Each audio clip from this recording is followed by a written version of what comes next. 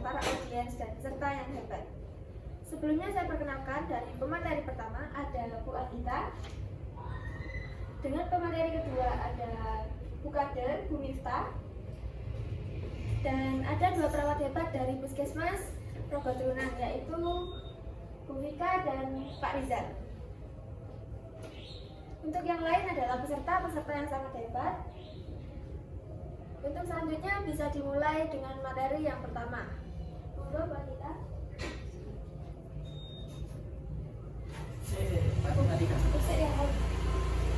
Pertama kalian, jadi kan sudah pertanyaan kan kalian?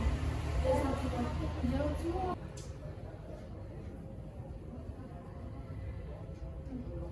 Assalamualaikum warahmatullahi wabarakatuh. Waalaikumsalam warahmatullahi wabarakatuh. Halo ibu-ibu, gimana nih kabarnya hari ini? Alhamdulillah baik. Perkenalkan, saya Anita sebagai pemateri pada sore hari ini. Mohon maaf sebelumnya karena keterbatasan waktu, posternya tadi sudah dikirim di grup ya, bisa dilihat, dicek di handphonenya masing-masing. Nah, karena di kampung sebelah sudah banyak sekali kasus-kasus demam berdarah denggi, jadi acara penyuluhan ini kita lakukan agar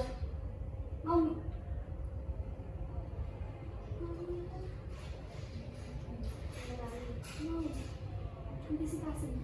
Jadi acara penyuluhan ini kita laksanakan untuk mengantisipasi agar di daerah kita tidak terjadi demam berdarah denggi. Oke, untuk mempersingkat waktu, silakan dibuka ibu-ibu di materinya. Tanda-tanda anak terserang demam berdarah denggi. Sebelumnya, ibu-ibu tahu nggak sih demam berdarah denggi itu apa? Mungkin ada yang tahu? Jadi demam berdarah denggi itu adalah demam akut yang terjadi pada seorang penderita demam berdarah denggi. Biasanya seseorang akan merasakan demam secara akut itu secara mendadak ya ibu-ibu. Jadi kadang orang yang terlihat biasa-biasa aja, habis jalan-jalan, habis bekerja, tiba-tiba pulang langsung sakit dan panasnya langsung tinggi, biasanya lebih dari 30 derajat, pernah juga hampir 40 derajat lebih. Jadi kalau kita atau anak kita ada yang demam secara mendadak padahal tadinya dia nggak kenapa-kenapa, itu bisa menjadi salah satu tanda-tanda anak tersebut mengalami demam berdarah. Gimana nih ibu-ibu, bisa diterima? Bisa. Nah, untuk yang selanjutnya itu kan Ya, sudah. di situ kan tertera tanda infeksi virus denggi. Yang pertama kan demam tinggi lebih dari 38,5 derajat Celcius kurang dari 7 hari. Nah, jadi ibu demamnya tadi kan sangat mendadak dan demamnya itu setelah 7 hari demamnya tinggi terus. Terus itu jadi demam berdarah denggi itu ada tiga fasenya.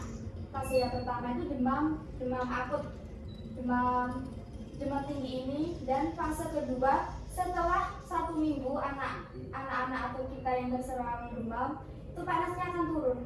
Dia seperti tidak merasakan sakit apapun, sudah seperti sembuh. Nah, di fase ini itu fase yang biasa kita sebut fase kritis. Karena setelah fase ini biasanya akan terjadi demam tinggi lagi. Setelah itu trombositnya akan turun.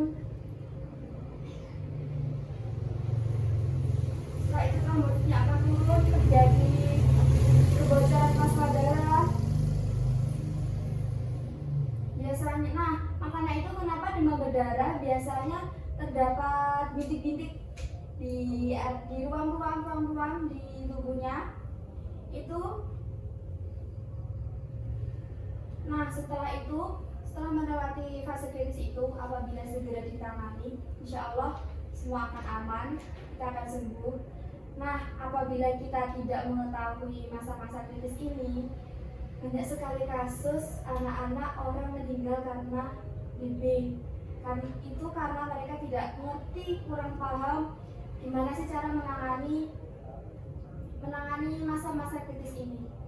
Biasanya anaknya udah demam 1 minggu tadi, anaknya udah sehat, demam lagi, itu cuma dikasih obat aja, nggak dibawa ke dokter lagi. Seharusnya anak di fase kritis ini sudah harus mendapat penanganan yang tepat. Dan selanjutnya adalah fase recovery. Fase recovery ini fase-fase pemulihan setelah melewati masa kritis. Kalau kita mendapatkan penanganan yang tepat, kita akan melewati masa kritis itu dan akan memasuki masa recovery. Masa ini tuh biasanya terjadi 2 atau 3 hari setelah kita melewati fase kritis. Kita harus selalu memantau cairan yang masuk. Di sini kan ada tanda-tanda nih. Ada remang pada kulit, nyeri kepala, nyeri belakang mata, nyeri otot, nyeri sendi. Ada terjadi mual muntah, nyeri perut, diare pada anak. Nah, tanda bahaya untuk penderita dengue itu kan ada yang tidak buang air kecil lebih dari 4-6 jam. Itu sudah termasuk tanda-tanda anak kekurangan cairan. Jadi setelah melewati masa kritis, kita harus selalu memantau cairan anak kita seperti fesesnya, BAB dan BAK-nya anak kita, dan pasokan cairan yang masuk ke dalam tubuh. Dan ini kadar trombosit di fase ini akan meningkat. Jadi kan saya tadi udah bilang di fase kritis itu trombosit anak akan turun. Jadi mungkin nanti kalau setelah kita keluar dari rumah sakit biasanya kan akan kontrol ya, itu nanti akan bisa dicek lagi.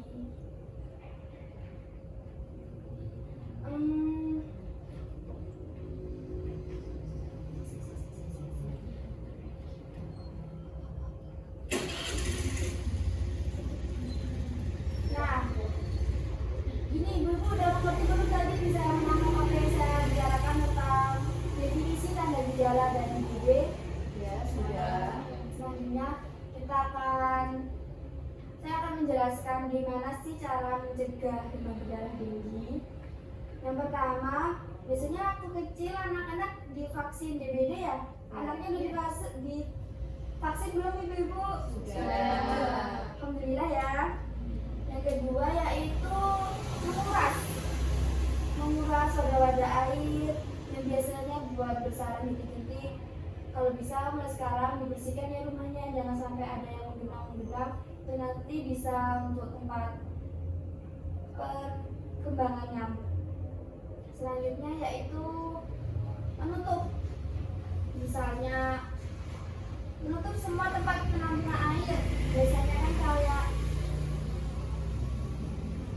di tandon-tandon itu kalau bisa ditutup biar nggak jadi tempat nyamuk bertelur. Lalu mengubur, memusnahkan semua barang bekas kayak botol aqua, gelas aqua, itu kalau bisa segera dibuang atau dikubur. Biasanya kan kita buang sembarangan, terus nanti kena hujan jadi tempat bersarang nyamuk lagi kan. Terus memantau semua wadah air yang menjadi tempat nyamuk, yang biasanya di rumah kita nyamuknya ada di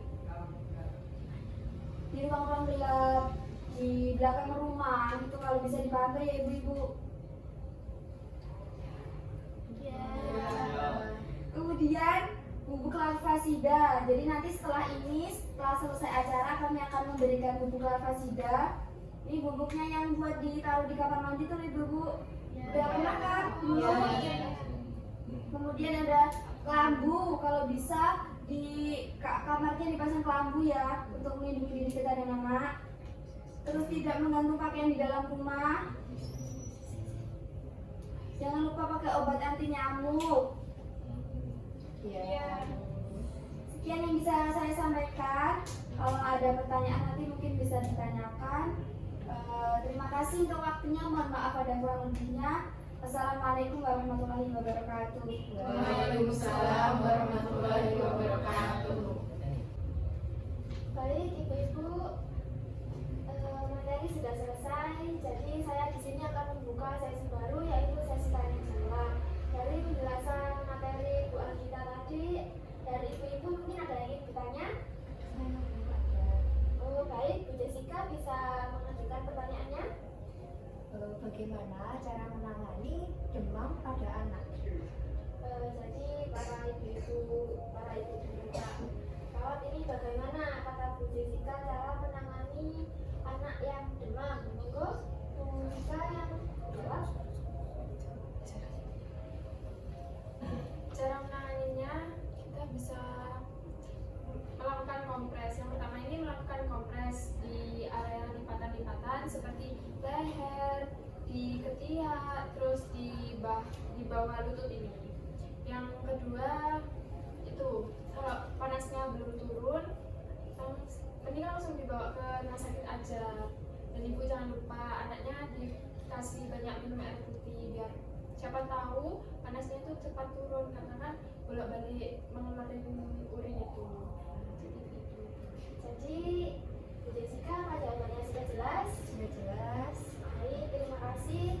Di sini saya akan akhiri sesi